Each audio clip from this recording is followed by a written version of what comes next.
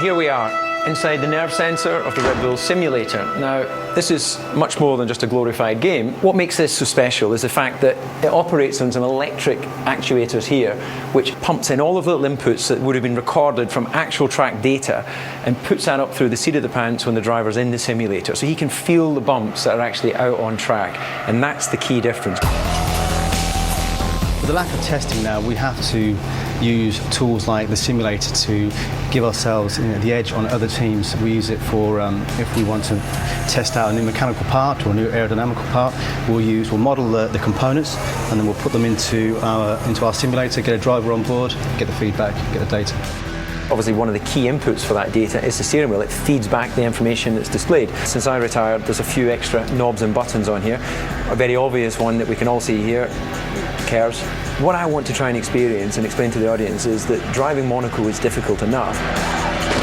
What we're going to do today is I'm going to drive Monaco for the first time using KERS, and for me using the DRS, the drag reduction system. Let's get in there. Here we are, driving out onto the Monaco track.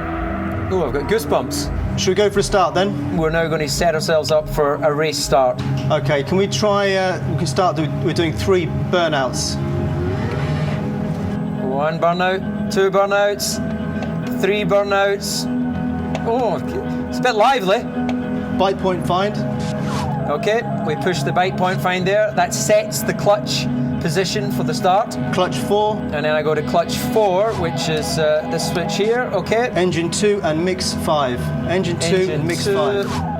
Engine 2 and mixture 5. Doing all that whilst positioning yourself at the front of the grid, looking out for the lights. It's a double clutch start. It's a standard start procedure. So one clutch will be fully depressed against the back of the steering wheel. Second clutch will be in a position that the driver's predetermined. You'll then bring up your RPM, you'll be watching the lights.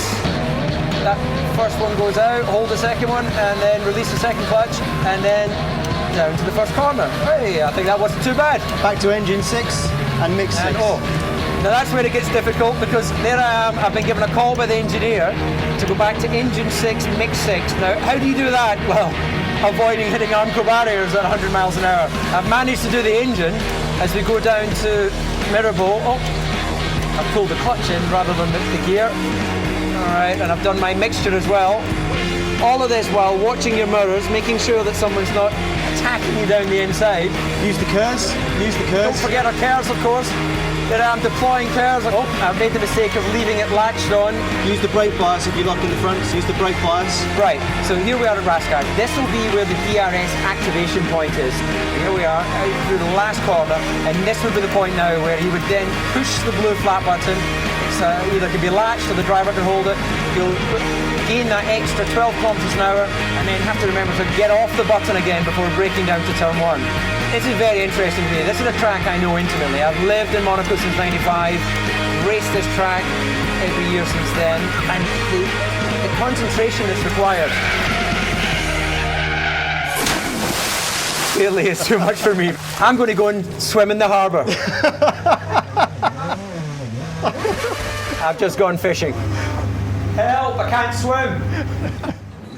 And thankfully we've only got a very small monitor here, so not everybody up here got the chance